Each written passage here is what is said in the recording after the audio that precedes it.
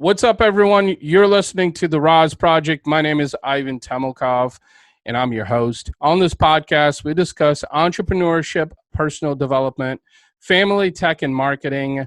Why should you listen to this podcast? This podcast is for those of you who are looking for life-changing advice and ways to thrive digitally with your business. As always, all content is 100% real, raw, and unfiltered.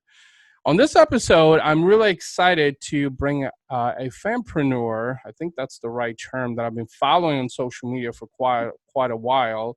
Her name is Mia Coelho-Barnes, who is an award-winning photographer and entrepreneur. She's also a photography coach and mentor, teaching hundreds of women how to launch successful photography companies all over the country. Also a single mom to 4 children and deeply involved in giving back to her community and leading women. That's amazing. Hi, Mia. Welcome to the show. Thank you. So I've been following you for quite a while on social media, and I finally, we've had several conversations and finally wanted you to come on the podcast because, first of all, let's start with your story. Let's spend a couple of minutes, tell the audience about your story, because I think it's absolutely fucking fascinating that you came out on the other end and you're still alive. Yeah. Right. I know. Okay, so I'm like, where do I begin? Well, one, I'm an identical twin. I was raised by a single mom, one of 4 children also. So full circle here. Also a single mom now of 4 kids. But I was I was super conservative and married for 17 years.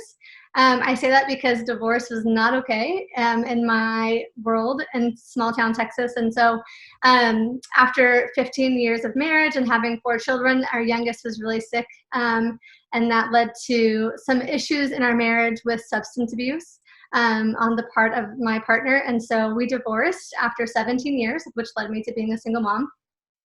At that point, I had had a successful photography career for about 7 years and was the only breadwinner. He was unemployed for the last 2 years. And so I was the only one working and raising kids and kind of holding it together.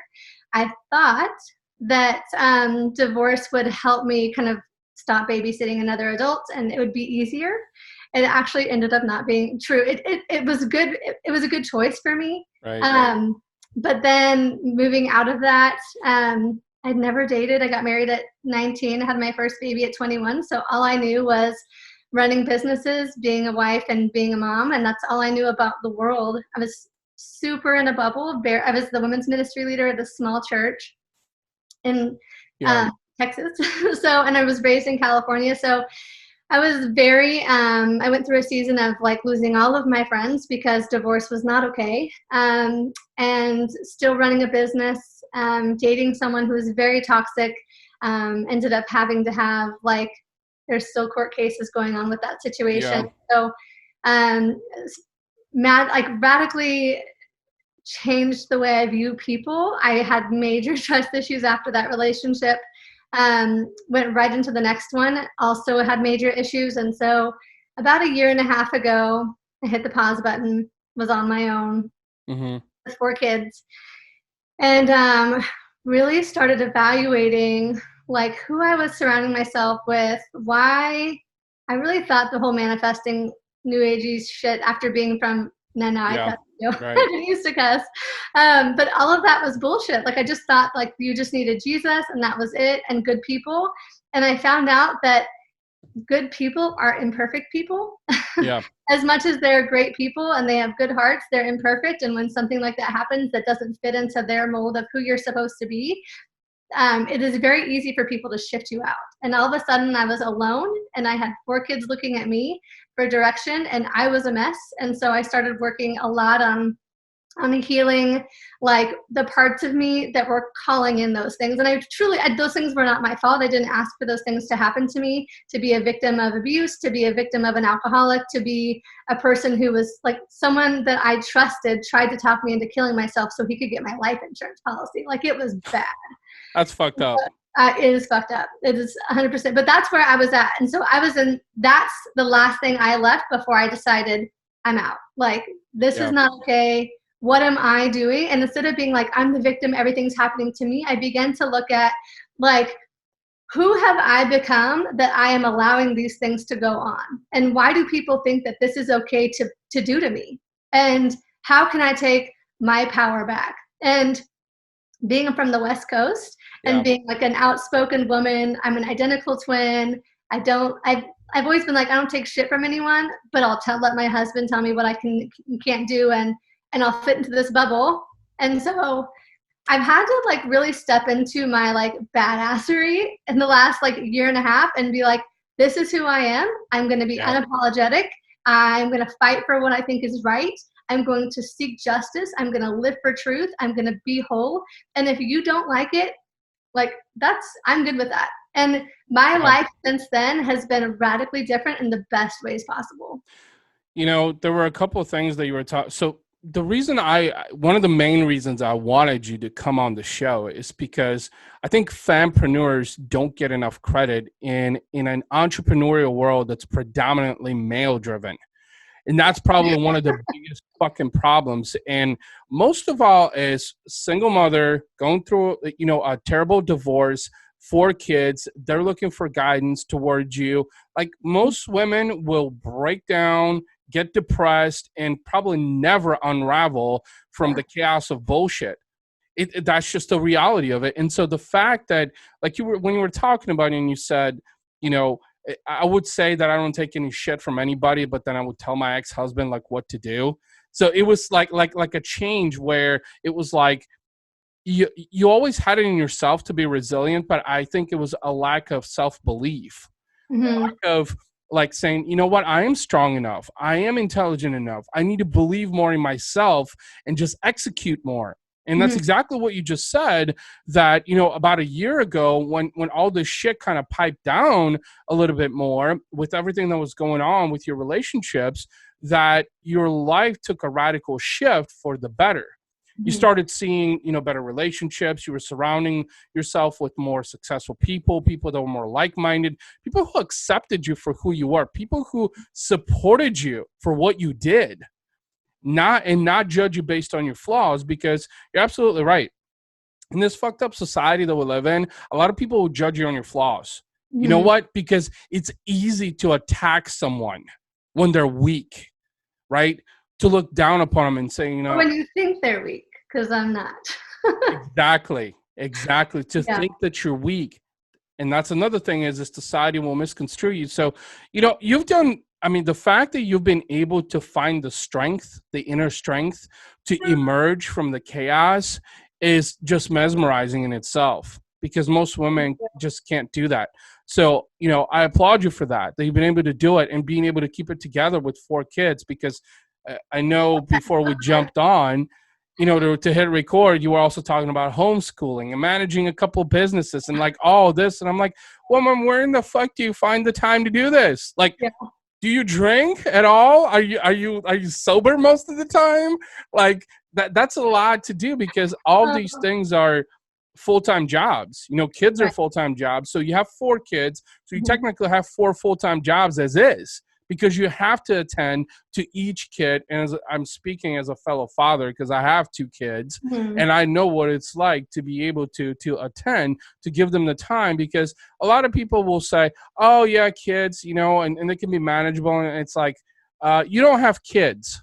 When Right. you have kids, you'll understand how it's different, because when you're sitting down on your computer and you're trying to do work, and your son or daughter, is like, daddy, they want your attention. What are you going to do? Right. So Mhm. like the ability to multitask, to do all of that. So let's go back to, I just wanted to touch upon those things in your story, because I know a lot of the listeners, there's a lot of entrepreneurs that listen to this show. Mhm. And I don't think I've had enough females on the show, such as yourself, that You gotta fix that. share. Fix it. Exactly. That's why I'm having you on, is because you have an amazing story. It's some people compared it to rags to riches, because you've gone from terrible relationship, struggling with self-esteem, to just, skyrocketing to running successful businesses, and making sure that your kids are taken care of. One thing that I want to ask you though, if you could remember back to those struggles and challenges, like with your ex-husband and the courtship that was going on, like, what's the one thing that spoke to you that you were like, you know what, I'm stronger than that? Was there one thing that you can think of that was kind of like, you know what, I can do better? I think that, like, honestly, my mom was a single mom, and my mom, like, had 4 kids, and she put herself back through school, and she became a partner at a CPA firm. Mm-hmm. And I think that, like, when I was in my early 20s, my mom and I we don't have a ton in common, and so we're not super close. We don't have any issues, but we're not super close. And I always felt like she tolerated being a mom, but she thrived in being a businesswoman, and I always respected that about her. But I think that she wasn't like a nurturing, cuddly person. She was like she's always been very direct. Yeah. And she told us as kids, when I remember being in high school and her telling us, if you are not successful, it is your own fault, because it's not because you're not capable, it's because you're choosing to be lazy. And if we got bad grades, that's what she would tell us. And I think being an identical twin helps too with the confidence. I've never had I wouldn't say, can't look back and ever say I had a confidence issue. It's that I've had an issue with being okay with my power, if that makes sense. Yeah. So it's never been an issue of, can I do this? It's always been an issue is it okay with others if I do this? So right there, what you said is that you weren't in part looking for acceptance from others. You were looking for validation from others, because you just said that, how are others going to view me if I do something different that is maybe considered abnormal? Because let's face it, our society is very normal and very stagnant also. Right. So when you do something that's polarizing, so was that probably one of your biggest struggles, is like seeking that validation? I think that the part when the light bulb went off for me was just stopping caring. Like, so I've always wanted people to be proud of me. I've always wanted, and so fitting, especially in Southern Baptist Texas culture, I've been here a lot of my adult life. And I think that, like, I don't fit here. And I've tried to fit here. When I got married, my mom said, do not ever let a man tell you what to do. Do not do it. And I remember thinking, like, how sad that she said that. Like, if my husband loves Jesus and I love whatever the headship is in your home, if he's a respectable, loving person, why wouldn't I want to submit myself under his authority? Like, and I remember really, truly heartfelt, like, believing that and thinking that was such an honorable thing. And as I've become, like, more independent and confident on my own, there's nothing necessarily wrong with that. But why do we have to be under the headship of anybody? Like, if I'm whoever's partner, like, it should be a partnership. I shouldn't have to place myself under somebody else who's honestly less powerful than I am. Like, the guy I was married to has never been driven. He's never been passionate about one thing in his entire damn life, ever. Yeah. And he was married to someone who was passionate and driven and wanted more, and it was never going to be enough. Not the material stuff, but just what I'm capable of. I was never going to settle for mediocre. Like, mediocrity is not something I can get passionate about ever. And that's all he was about. And it was always like, when is it ever going to be enough? And it was always like this, like, when is it ever going to be enough? When are you going to be satisfied? And I'm just like, when I'm dead, I don't know. Like, I don't know what else to tell you, but there's not going to be a limit where I'm just like, okay, I have arrived. Like, like, I have 4 companies now. I have 4 kids. I'm always doing something, and it's because I know I'm capable of so much more, and it would be a shame to waste it. And I don't want my kids to see me waste it. You're absolutely right. One thing that you said right there that I want to touch upon is weak people, people that are not driven, will try to control others simply because they feel like that's the only way that they can steer direction. And control is about direction, is the ability to steer an outcome, to manifest an outcome. Yeah. And so that's exactly, I think, what was happening with your ex-husband. And there's a lot of that also in business, I'm sure, as you know, is just that weak people who haven't achieved things that they're preaching to others, they're trying to gain control, because they know when they gain control, they can manifest and they can steer direction of outcomes that are in favor to them. And that's exactly what I think, was happening, with your ex-husband, is just that he wasn't motivated. He wasn't driven. he wasn't aspired to do anything great. He was just kind of going with the flow, and he knew that the only way to get you under his wing was to try and control you. And by Yep. controlling you is just that would determine the outcomes of the things that you would be doing. Mhm. And that's really, really, really degrading to a person, because you're limiting someone's potential in Yeah. doing that. And as someone who, I've been married once before, and I had a similar situation, an ex-wife who really wasn't as driven. And I always thought that, what, just because my ex-wife kept saying that, you're no good, you're not talented, you'll never amount to anything, that, I let that simmer in my head. I let that dictate the course of my decisions and the actions I would take. And so it's actually, fascinating when you develop that self-belief and realize that you're capable of so much more, that you Mhm. can do so much more. Because if you can change the state of your mind in thinking that, what, I can do more, I'm capable of more, you'll do more, Right. because you're extracting the negativity out of your mind. And let's face it, everything is mind. Mhm. As a It is. business owner, everything is mindset, really, is the way you think. Is the glass half empty or half full? Right. So if it's half empty, you still have more potential. But women in business don't even have that. Women in business are like, am I allowed to say that that's a glass? Like, am I allowed? Like, I think that that's the Yeah. thing that I've learned so much in the last year and a half, especially as I've started leading so many women, is that women don't even, they're so, like, the term, and I'm just going to say bitch, like, no one Sure. wants to be labeled that. And so we feel like we can't, well, I'll speak for myself. I have felt like I couldn't fully step into my power because, especially in the South, and being from California, I didn't want to be labeled as a bitch. Like, I'm like, Mhm. I want to be a nice, quiet woman who's respectable. Like, what the fuck is that? But I really felt like that. Like, I was like, I want to fit in, and I want to be this like nice, quiet, respectable wife who everyone thinks is great, and you can be a great person and a great wife and a great mom and a great friend and still have power. Like, there's nothing wrong with it, but powerful Right. women are viewed as bitches. And it sucks because, especially, like, men can be, they're a leader and they're a go-getter, and women, you're a bitch. And it's so frustrating. And I think the other thing, and we've talked about this before, is the whole, Yeah. like, that's why women need permission, because we don't want to be called a bitch by the women behind us or the men across from us. And so we talked about that whole get in the boat thing before, but that Yep. whole, like, story of, the entrepreneur field, if that's a lake and there's a group of men and women and no one's done this job before, and you're supposed to get in a boat, no one knows how to row a boat, get in the boat, get across the lake, what happens? If they say go, a men, like men or a man or five men will fight over Yep. it, and they'll all get in the boat. None of them know what the crap they're doing, but they all want to be the person that gets there, right? They don't know how to do it any more than we know how to do it. And the Right. women will sit there. We have to make sure that our responsibilities are taken care of.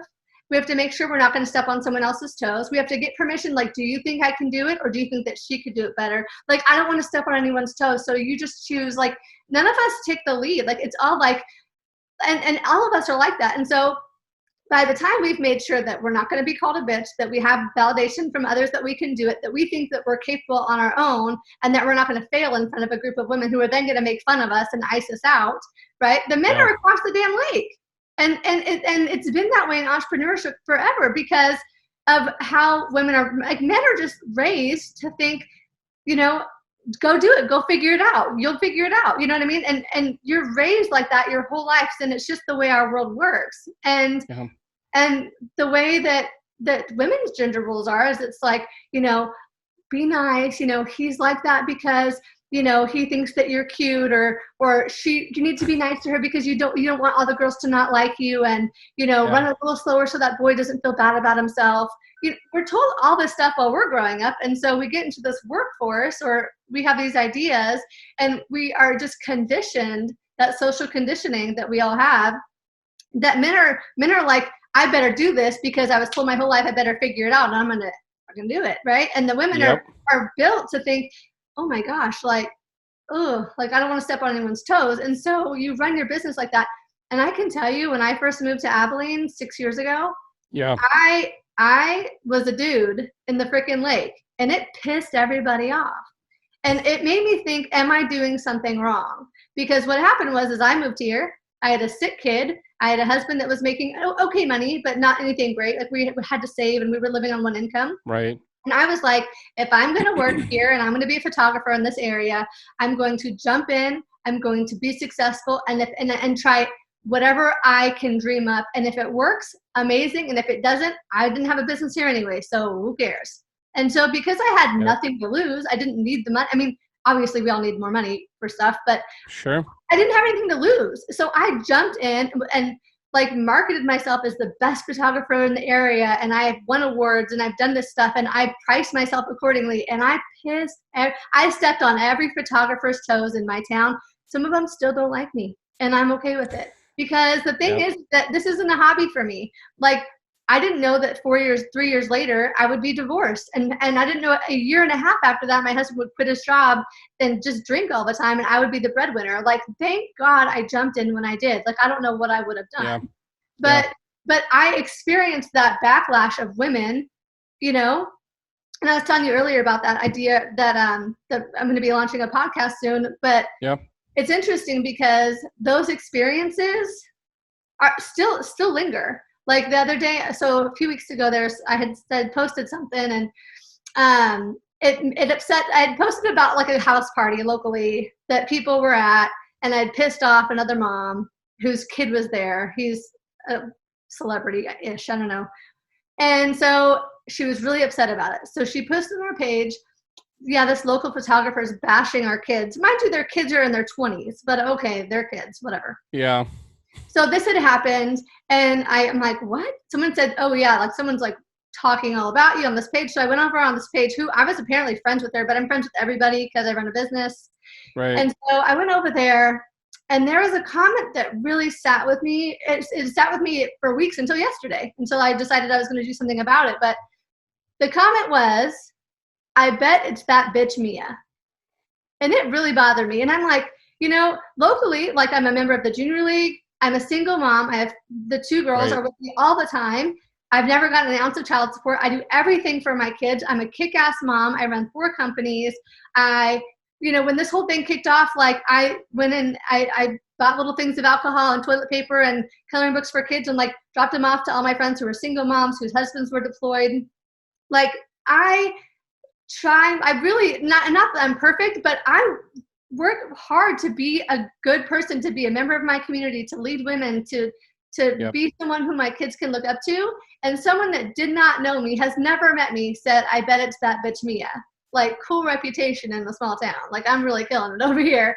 And it's weird because but it's because I am that way. Like I just jump in and I go all in, and people don't like that. People that aren't secure with who they are don't like women like that. And so yesterday I was like, it was really bothering me, and I was listening to a podcast by Ed Milet.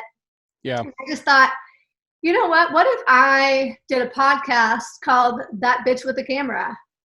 And I just podcast and interviewed other bitches like that. And I reached out to Tony Watley, and I said, what if I interviewed your wife and she's that bitch who sells real estate? Yeah. Like all women who are in business are that bitch who does something. Someone's going to call you a bitch because you're successful. And like, you may be that bitch, but like, who are you really? Like, what are you doing? How are you leading women? How are you helping your family? How are you killing in business? Like, what is setting you apart? And we need more women to look up to that are that bitch. And I'm happy to be here at this point. But it took me a long time to get there. I mean, I'm almost 40. I'll be 39 at the end of this month. So.